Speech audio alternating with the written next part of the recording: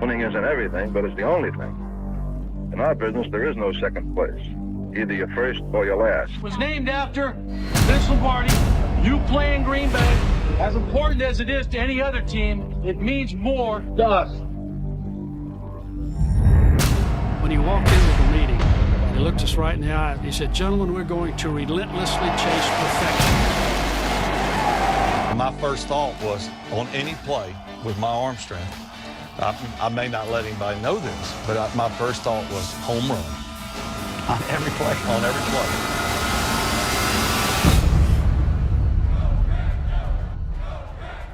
He did what?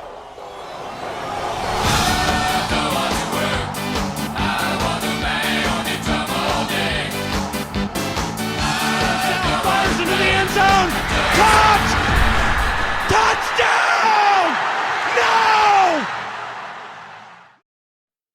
Welcome back. We have the return of our vaunted and venerable guest, Schmitty, with a shirt to boot. Quite a momentous occasion here. Unfortunately, we have you back here after a series of tough outings for the Green Bay Packers. If you remember the last time any of our viewers saw the podcast here, they were left with a clip of you overseas committing to how happy you were with the transition to Jordan Love. How are you feeling now? When's the draft? When does it? It's April. We might just need to start looking for some different avenues here. I'm not sure. I don't want to get too worked up. I want to keep a little bit of an even keel. I got a shirt on today, so I don't want to. I don't want to start firing off here. But we just may have to. I can't imagine that Matt LaFleur, given that all the time that we've given this kid to work through in the system, he knows he's been there, he's been prepared. We've given him all the ample time to develop, and I gotta just wonder if this is actually a dud. I'm wondering if this is a dud that we're viewing in front of us, and it's gonna be soul crushing if we're on the path of the monsters of the midway, rinse, wash, and repeat. Matt LaFleur's gone in 2 years. Jordan Love is gone next. Maybe we're a franchise in disarray. I don't want to get. This is where my mind starts to go when you go 0-2 and you look like dog crap. That we just might not be the Green Bay Packers of old, and this might be our fate for quite some time. Schmitty, the day you are even keel, I'm going to be very concerned, my friend. It is fun to see us all bounce back and forth. We were riding pretty high there not too long ago, Dad. We've had two setbacks, the loss 34-20 to the Detroit Lions. We took a bye week on the podcast that week. We weren't able to come out strong, nor were the Packers against the Raiders, 17-13 the following week here. Dad, where are you sitting after the events that have transpired since last we spoke? Well, I'm glad that Schmitty isn't going to go up and down like a yo-yo, because that would be tough on my neck watching him up and down here. But I don't know if he's been too successful with that. So I'll try to be a ray of hope. How about something positive we can probably all agree on? I don't think we can blame this one on Joe Barry. How about that? The Detroit game, probably, yeah, Joe Barry's defense pretty bad, but not particularly in this game. For balance, I think it's good. What are we? We played Monday night, and this is Saturday night, so we've had a cooling off period here, giving me a chance to actually do a little research, look back on Aaron Rodgers' first year quarterbacking under center, with Donald Driver as his wide receiver, a veteran presence, Greg Jennings, a Hall of Fame type Green Bay Packer, not an NFL Hall of Fame, but definitely upper echelon receiver, Ryan Grant, a veteran running back, and 5 of the last 6 games that year in 2008, Aaron Rodgers lost. He lost 5 in a row after they were 5-5. They started 2-3. And so some of these learning pains are to be expected, but I Well, and have with to a agree. team that should have been in the Super Bowl the year before, if you recall, Brett Favre threw it away in the NFC Championship game in Right. overtime. We would have been Yeah. playing the undefeated New England Patriots. So I continue, don't but think it was a good many team. people would argue that we have anybody in the receiving core that is on a par with Donald Driver, the all-time leading receiver in Green Bay history, isn't he? And Greg Jennings, fabulous all-pro type receiver. So we got young kids out there.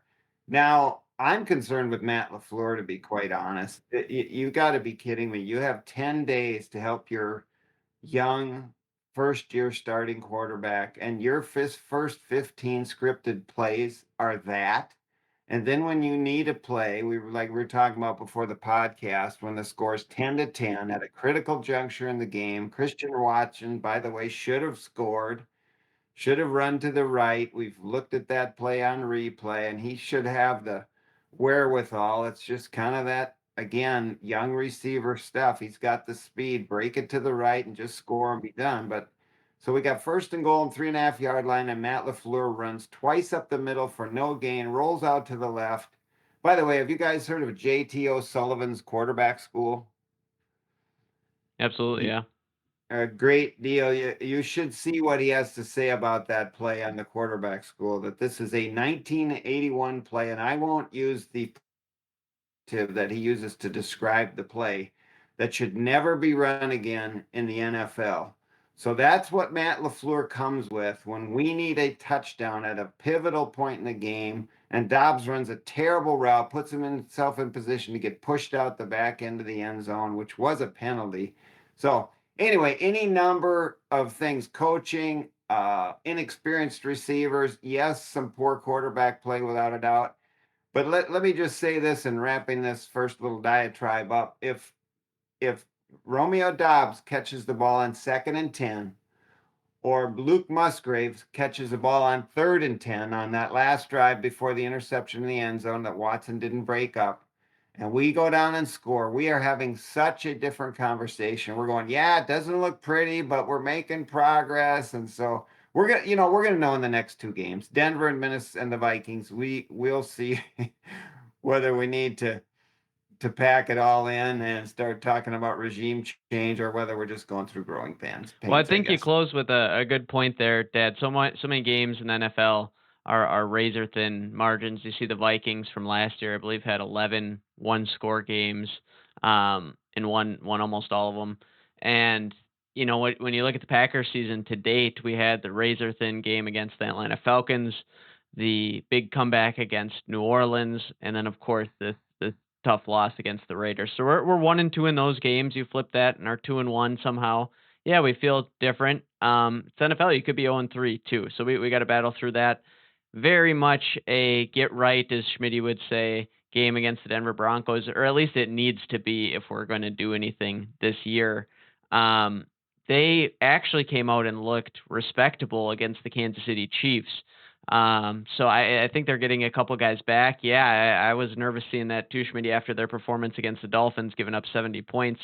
Early in the early going here, Denver was historically bad on defense and the worst defense in the NFL by not an insignificant margin. They were way worse than the second worst defense. However, they turned it around, like I said, a little bit against the Chiefs here. Have you had a chance to watch them at all, Schmitty, and have any thoughts on this opponent we have coming up this week? I did. If I recall, last season, just like the Packers defense last year, they had a lot of hype going into the year. They were going to be able to maybe win some games on the back of their defense.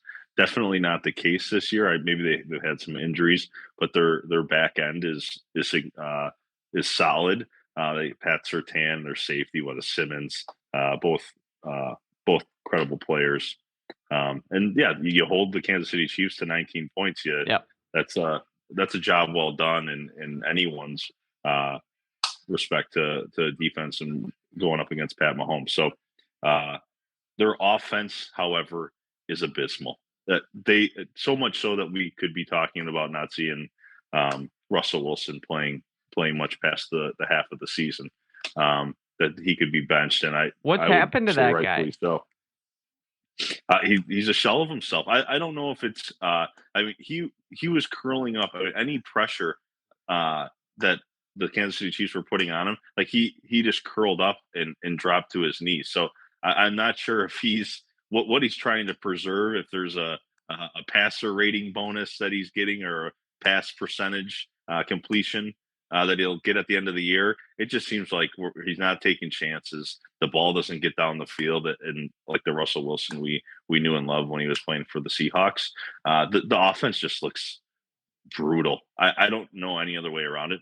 They can't keep them upright. It's certainly a game for the Packers. The get right game, at least on the defensive side of the ball. We have our challenges on defense. Hopefully, Quay is healthy. We get to see him suit up for next week. But this is a game for us to win. That offense looks mightily bad. But if their defense, it just might be a battle of the defenses. We're certainly not blazing. We're nowhere near an offensive output juggernaut like the Dolphins. But we need to be serviceable. And if Matt LaFleur brings even remotely the same plan that he did on Monday, I might be taking a bath with the toaster. So hopefully we got something better cooked up for next Sunday. Not with your birthday right around the corner, Schmidt. Come on now. Keep your dauber up there. That one got me, Schmitty. What can we maybe learn, Dad, from? Well, maybe a philosophical question here too. You take a guy like Russell Wilson, who we've seen be highly successful in this league, right? And maybe what has changed to cause the performance we're seeing there, and maybe what can we learn as the Packers about putting Jordan Love in a situation to succeed? Do you have any thoughts on that? Yeah, you're hitting me right in the wheelhouse here because I'm sitting here thinking as you and Schmitty are talking that Russell Wilson is a product of the system. He was a prototypical system quarterback. You play with the number one defense in the NFL. You play with Marshawn Lynch and a rushing game that can get you 4 or 5 yards anytime you need it. And all you have to do is throw play action passes and use your legs and never go back and be a pocket passer and read the defense and look through your reads 1, 2, 3 and analyze the field, which is basically what he did. And when you drop back on a play action pass, you got 1 or 2 things to look at. The linebackers are up at the line of scrimmage. All your windows are open. You got wide open throws and clear lanes to throw them in. You build your confidence, and you're a great system quarterback. And Pete Carroll kind of told you what he thought of that when Russell Wilson's head got a bit too big for the room. He said, "Fine, you're not that you're expendable. We can get another guy in here to play this system just as well as you can. We got Geno Smith right here, and he'll do just fine. And we'll load up on all the draft picks we can get for you." And I think Russell Wilson really miscalculated when he demanded his way right out of the system that was tailor-made for him. And it's kind of a cautionary thing about Jordan Love too. He isn't a product of that kind of a system. We're not playing complementary football. We don't have a great rushing game. To me, it's really hard to evaluate Love too much until we get Aaron Jones back. If there, we've talked about an identity for this team, and the reason we don't have an identity is because we don't have our most dynamic player to build an identity around, and somebody who can lift up the other young guys and be an outlet. So I think it's a good question, and that's the way I would couch it. That Jordan Love is very much a product of the antithesis of what made Russell Wilson real effective in Seattle. The other comments I've heard you alluded to the quarterback school, JT O'Sullivan there, talking about some of the outdated plays that he saw.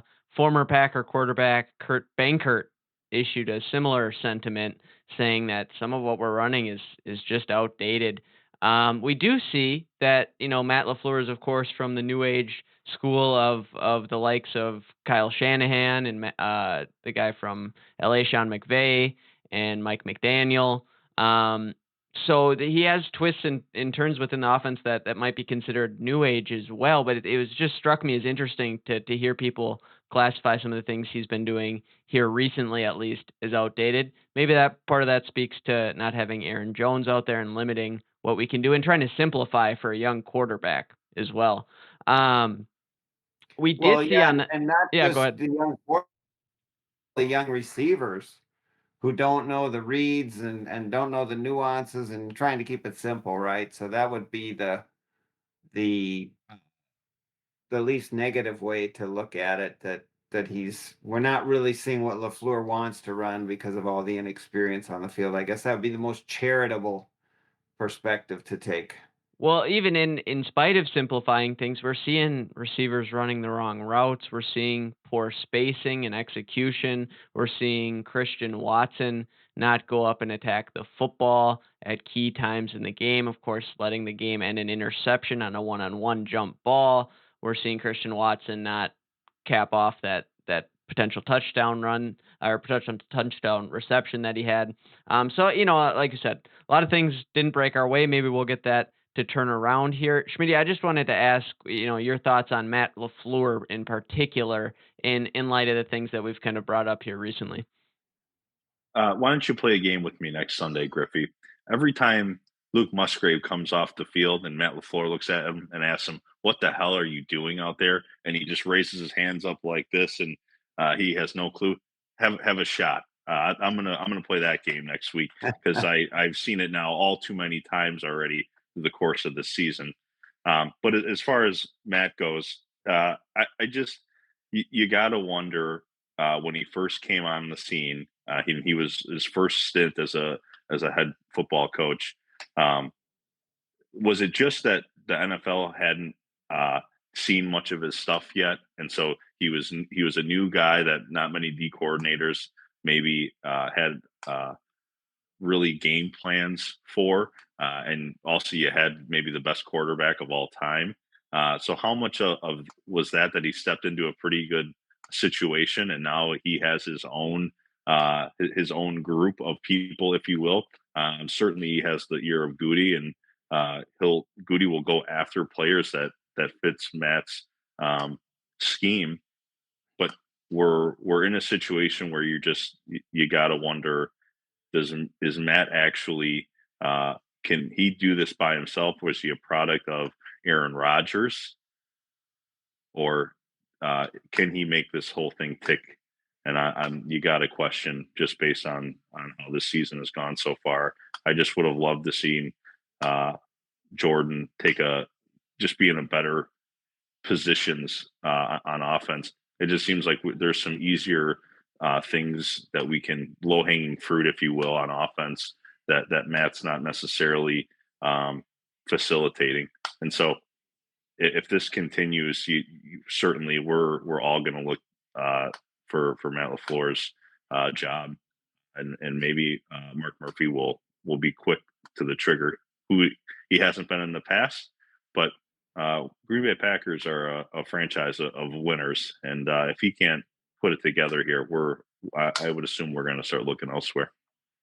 Dad, I have to come clean with Schmitty here. We had a discussion the other day in the car, and I posed the question to you saying, would a guy like Aaron Rodgers, who had the gravitas to be able to demand perfection, or at least demand minimization of the mental mistakes, and was ruthless on guys, known for being that way in training camp, leading up, to the preseason and executing through the early season, is a guy who's known for being very hard on younger players. However, we saw that transpire into very few mental mistakes, at least as I recall, and not as many guys running routes where they're in the wrong places, where he would demand them to be in sync with him during the pre-snap portion of the game.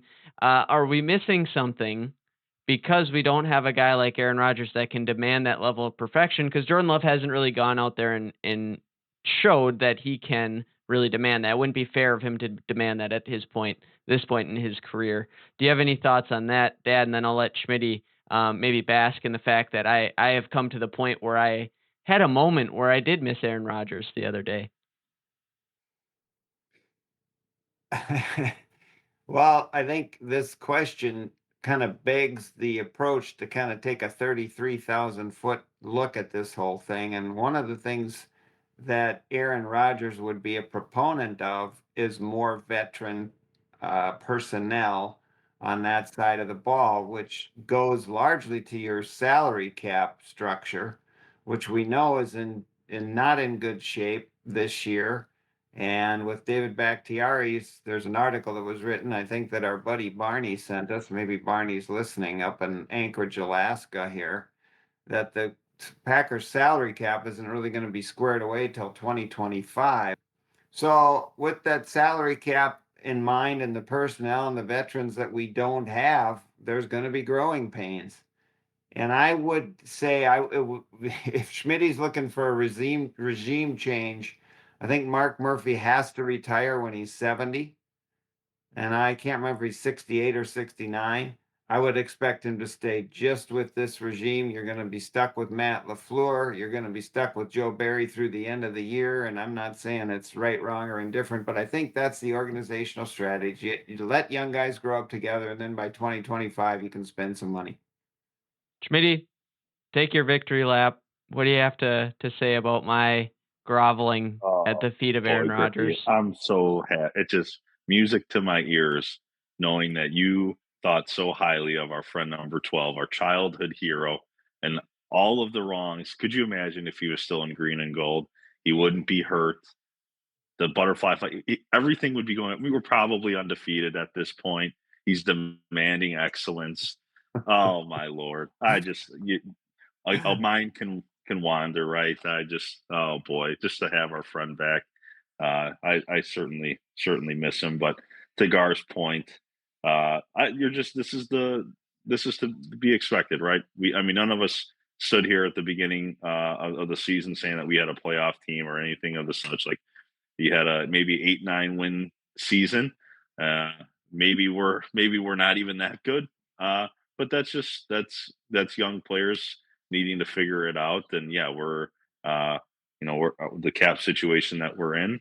We're going to start shedding some of that veteran money here the next couple of years. Bakhtiari being one of those. And while I'd like to see Matt LaFleur get the opportunity to see these young guys through. If you fall off and next season it's worse, we're in a worse situation next season than we are this. Do you get to keep your job for poor performance? I don't like.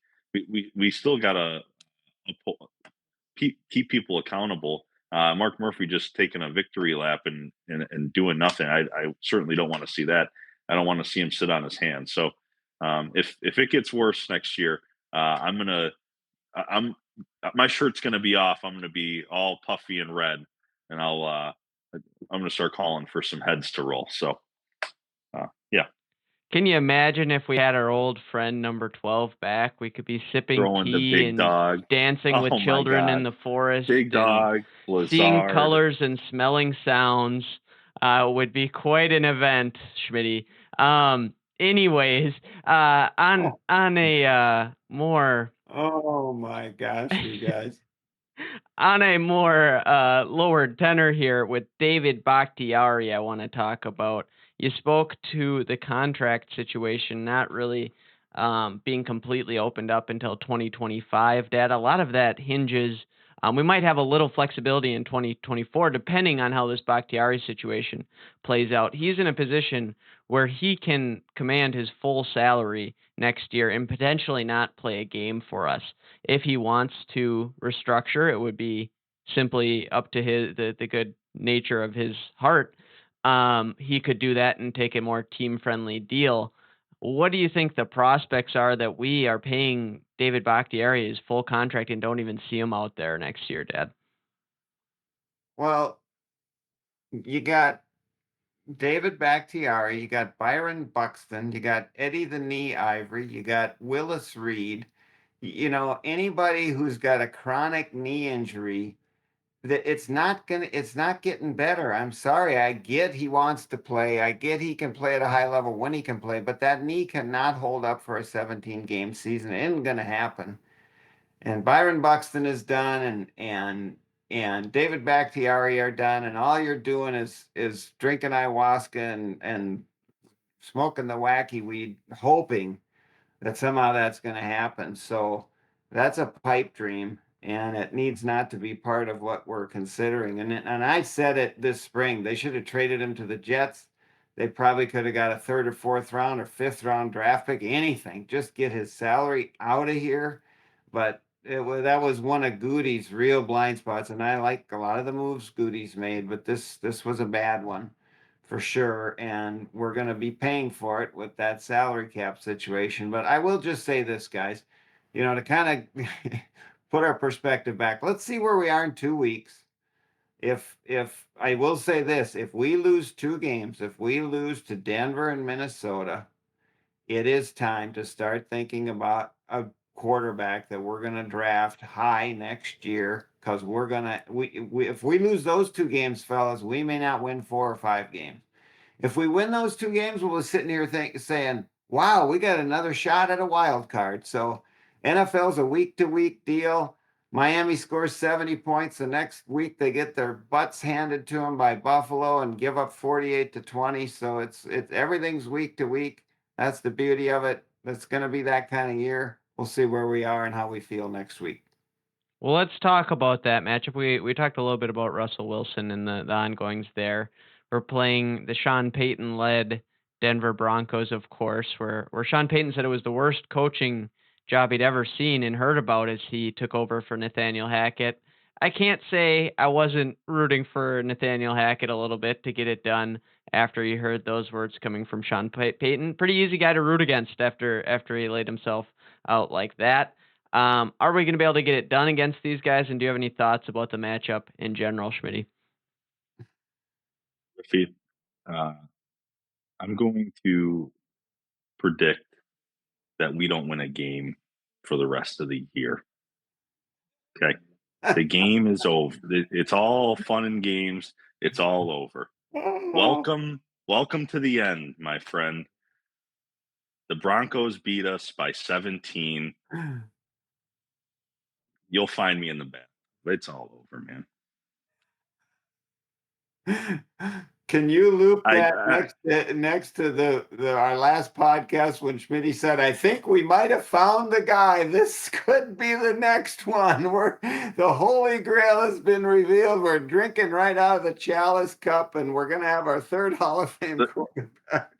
The Broncos defense is they're gonna terrorize us. The only highlight I have for our offense is Zach Tom, and knowing that Bakhtiari, we can walk Bakhtiari. So I think Zach Tom's probably the best offensive lineman aside from a healthy Elton Jenkins. But there's really nothing to get too excited about unless you have Aaron Jones touch the ball 20 plus times. But we don't even do that when he's healthy, so it doesn't matter. This game, Matt LaFleur. I'm so sad, Griffey, already. It's my birthday tomorrow, and I'm sad thinking about a game that's not even being played for another 8 days. We're gonna lose. We're gonna lose badly. I'm glad we're no longer trying to pretend to be even keel, Schmitty. I'm glad that we've stopped with that charade. Who am I? Yeah. Dad, what are your thoughts? Well, I'm going with the Packers. I'm going with a rebound here. That's a G in front of me and a D in front of Schmitty there. I got it figured out. We're going to win by 6.5. We're going to cover 6.5 points. How do you like that? And if we don't, I won't pick them again the rest of the year. But anyway, I got to believe that they're going to show something better after this. Jones is going to be back. We'll have a game plan that heavily involves him. The coach is on the line now. I think he knows, that like Schmitty says, a lot of people feel like Schmitty. So there's no sense saving anybody. We've been saving Jones in the game plan. We've been saving Watson in the game plan. And by the way, where was our boy Jaden Reed in the game plan last week? That was a terrible, remiss oversight to scheme him out of the game plan. Just terrible. Now, there's a good-looking guy on Schmitty's shoulder there. Does Ruben have a pick over there? We need some more of that. Says Packers. Ruben says Packers. Packers by 11. He's an idiot, though. That's very silly of him to think. Ruben and I. He's very cute, but he's not very smart. He's got a Packers pick. Well, I hate to do it to you, Dad. Oh, I'm not giving you the Broncos. I'm giving myself the Denver Broncos. I am nervous after what we saw out of the Broncos against the Kansas City Chiefs, as I was alluding to a little bit earlier. I've been nervous about what we've seen from Jordan Love. You wouldn't expect him to take a step back. I was hoping things to improve, which given his early play, we would be in a good spot right now. But I'm scared. I'm nervous. Schmitty's Jekyll and Hyde thing is getting to me. Football in general hasn't been going well. We rooted for our River Falls Falcons today. That was a tough one to stomach. We saw the Wisconsin Badgers lay an egg, and so maybe I'm just pessimistic and down here. We did win on a Hail Mary in my flag football league tonight, so there's a glimmer of sunshine. But I'm nervous about it, Dad. I think we're going to go into full desperation mode against equally desperate Minnesota Vikings team on Halloween weekend, the weekend of Halloween here the following week. So I'm a little bit nervous about things. I hope I'm wrong. I'm also kind of doing a little bit of the reverse psychology on the Packers here. Maybe if we pick against them, we can spur them on to greater heights still. But I don't have the confidence to put my neck out on the line and pick them again after what we've seen of late here. So, any other closing thoughts for us on the pod here, guys? We got a little bit of off time before the game is official. I think we have a YouTube short video to create from the back and forth that all of us have done since the Saints comeback, where we saw Jordan Love look like he was going to claim the throne in the NFC North here. But any final thoughts to leave our viewers here with? Schmitty, we'll start with you. Packers Corner faithful, enjoy the ride. It's going to be a back and forth ping pong show for the next 14, 15 some odd games. Enjoy the ride with us. It might not be pretty most of the time, but certainly we get to talk about the team that we love so dearly. Just enjoy this ride with us. Dad? Well, if you're putting together that short, you will be wise to look at the clip where I said this was going to happen. Jordan Love was going to have some bad games. There were going to be some ups and downs. We've experienced that now. We got a young offense that half of them don't know what the heck they're doing, but this is very coachable. So I would expect to see some improvement and kind of predictable. And so you hope it's the kind of year where you hope you see by the end of the season that there's some growth, that there's guys who aren't making the same mistakes over and over. I tell you what, if we see Jordan Love thrown into triple coverage like he did this last game on a slant where three guys are all over his guy, if there's much more of that, I'll probably be right there with you. But I have to believe there's going to be a little bounce back here, and you're going to see a pretty desperate team. I know Denver's desperate too, so it'll be a good test. And like Schmitty says, we'll enjoy the ride, look for improvement.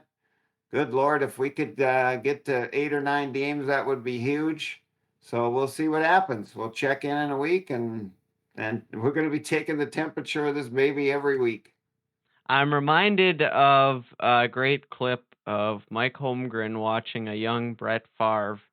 Sees Favre make one of his classic Favre moves and says, "Get the other quarterback ready. Wait a minute.